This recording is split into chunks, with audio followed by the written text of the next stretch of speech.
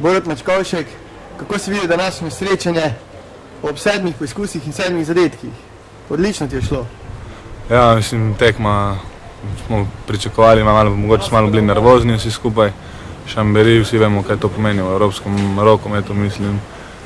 Zdaj pač vemo, kak igralci so brata Žil in ostali, dobro se nima veze. Ja, nič, mi smo šli v tekmo, smo vzeli tekmo zelo resno, mislim, da smo bili vsi maksimalno motivirani. Vsi smo pač dali vse od sebe, smo probali zmagati, ampak smo na polčas točili z razliko 6 golov za njih. In smo pač slabo igrali v obrambi, oni so lahko zadevali. Drugi polčas smo se nekako vrnili, smo se malo približali, ampak ni bilo dovolj, da bi pač naredili preobrat.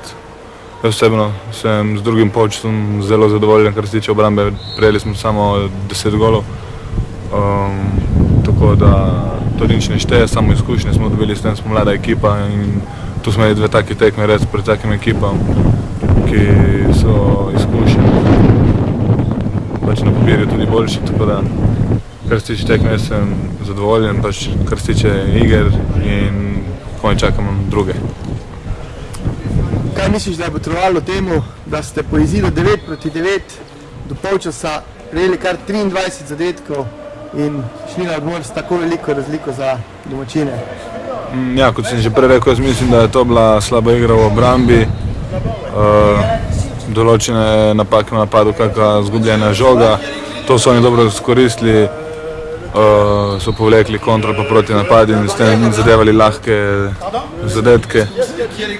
Jaz mislim to, no, predvsem slaba igra v obrambi in potem vse gre iz obrambe pač naprej, ne. Kaj napoveduješ za naslednjo nedeljo?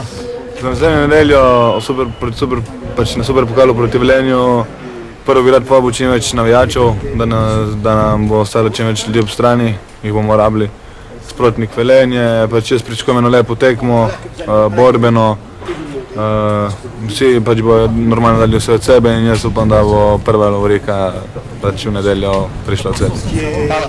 Hvala.